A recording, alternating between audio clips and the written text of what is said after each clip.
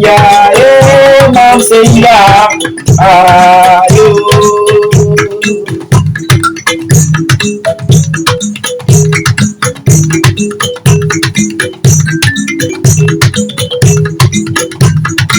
My people fight, Santana Yola.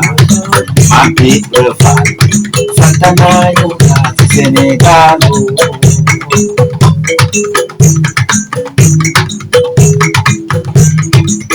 Il nourrissait l'espoir de pouvoir tuer papa. Mais leur espoir a été déçu.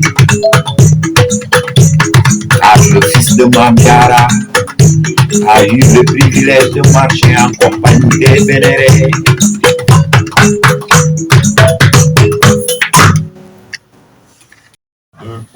FM à Dakar.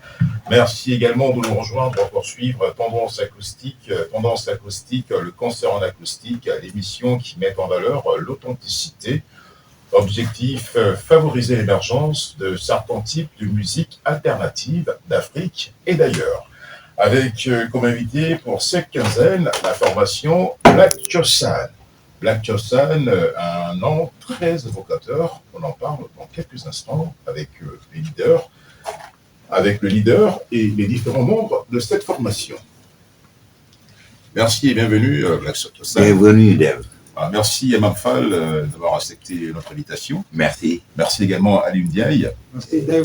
Merci également à Nouroudine Sané. Voilà, donc merci à tous et bienvenue dans la studio de la CGTN Radio. Alors, Black Chosan, à quand remonte la formation? Black Chosan, à quand remonte la création de cette formation? Oui, ça remonte vers les 98-99. 98-99. Oui, parce que à l'époque, il y avait plein de choses qui se passaient dans le quartier à la Médina. Oui.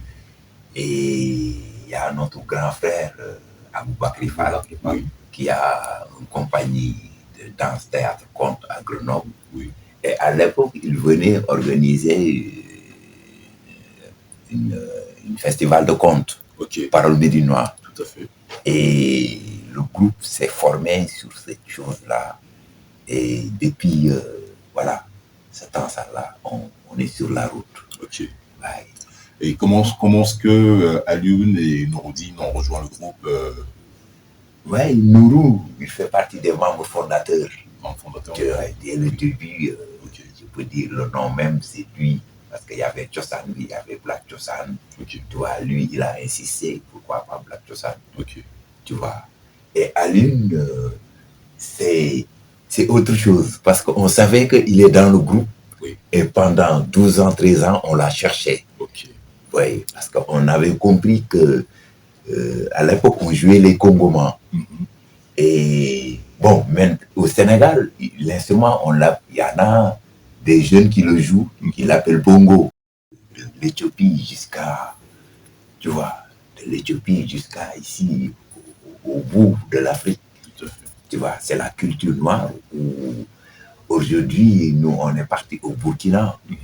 Pourquoi? Parce qu'on savait qu'il y a l'équivalent du halam. Et quand l'Afrique a été tracée, tu vois, les instruments se sont éparpillés. Mais nos ancêtres qui étaient Gabon, ou Burkina, ou Togo, ou Sierra Leone, on se voyait et il y avait des liens qui se tissaient. Donc c'est la culture noire, tu vois. Et nous, on a choisi de passer par la musique en cherchant ces instruments traditionnels, tu vois. Parce que la culture africaine est immense. On parle, tu vois, comme j'ai dit, les bouffes, l'habillement, les coiffures, il y a toute une histoire. Donc, on essaye de chercher. Jusqu'à maintenant, on est des apprentis. Tout à fait. Ouais. Mais c'est la culture noire. Ouais. De manière générale. Ouais. Alors, quels sont les différents instruments que vous utilisez donc, lorsque vous produisez sur scène? Oui. Il y a le congoman. Oui. J'explique son histoire. Il y a le balafon de Soumangourou Kanté. Le balafon. On connaît l'histoire de Sundiata et de Soumangourou. Il y a le Kamalongoni, qu'il faut aller à Bogo Dioulasso. Tout à fait. Tu vois, au Burkina Tu vois, le pays des hommes intègres. Oui. Tu vois, trouver le Kamalogoni Tout à fait. et rester avec eux pour comprendre, parce que leur culture, c'est ta culture.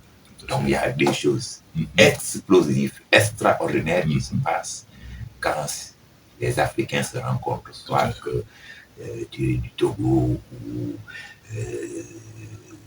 Haïti ou je ne sais pas quoi, on est de la même peuple. Tout à fait. Ouais. Alors aussi, un petit peu parler du kalimba aussi, les origines. Et cet instrument s'utilise au conservatoire, par exemple. Est-ce que d'autres musiciens essaient justement de se l'approprier pour, je veux dire, améliorer leur expérience en matière comme Habib Faye, le feu Habib Faye, oui. Il voulait vraiment qu'on fasse quelque chose. Okay. Malheureusement, il est parti avant l'heure. Et je jouais aussi sur quelques albums qu'on m'a invité, quoi. Je joue souvent avec Suleiman Faye. Ça fait 2 ans, j'ai arrêté.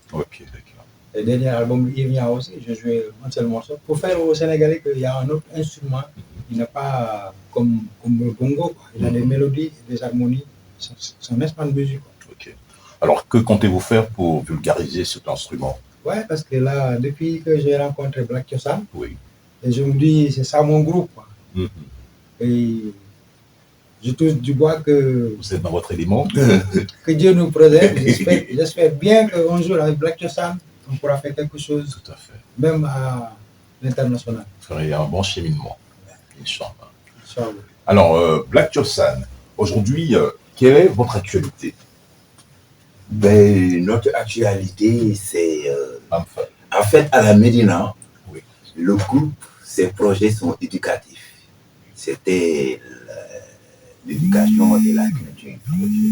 Et dans la tête médiatique, où à l'intérieur, c'est un espace de source où les enfants ils peuvent venir prendre des cours de rattrapage, les aider sur leur activité gratuite aussi, scolaire.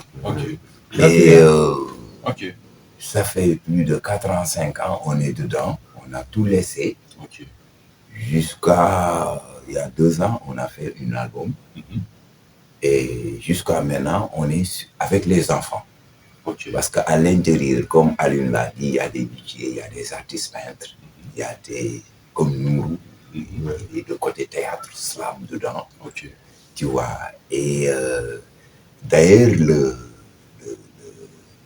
le 16, on organise une journée d'activité avec les enfants, le 16 décembre, tu vois, à la rue 7, devant la médiathèque. On est dans l'éducation. Et c'est gratuit. Et c'est gratuit. C'est gratuit. Et vous le faites tous les ans? On le fait tous les ans. Et là, on est sur une création qui s'appelle La Petite Goutte. On l'a déjà produit il y a 2 semaines. Et qu'est-ce que vous offrez, par exemple, en matière de pédagogie pour l'éveil des enfants à la maison? Oui, parce que l'enfant a besoin de repères. Et si tu arrives à le montrer ses repères, dans la compagnie de mon grand frère, comme j'étais dans les écoles, j'ai dit non, il faut que je descende au pays pour monter ce truc-là.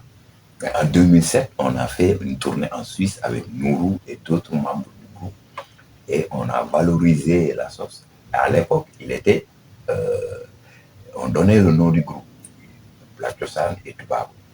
Mais le nom Boko Haram, même mon grand frère que je te parle, Abou Bakri, et il fait partie des personnes qui ont contribué le nom de l'association. On l'a monté à Grenoble. Et en 2010, on est revenu ici. 2011, je suis revenu jusqu'à 2016, 2017. On l'a installé à la Médina.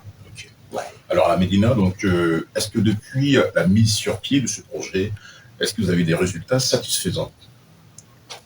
Oui. Parce que dans un projet, nous, ici, on ne connaît pas la culture de la bénévolat. Du bénévolat.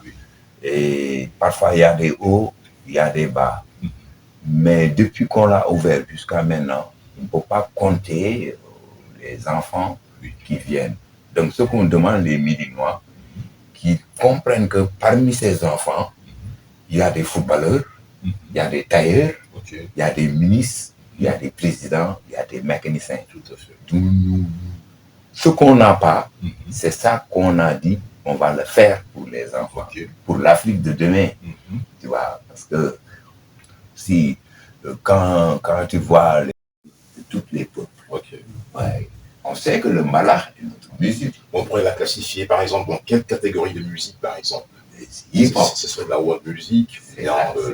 C'est le hip-hop de demain. Le hip-hop de demain. Oui, de demain.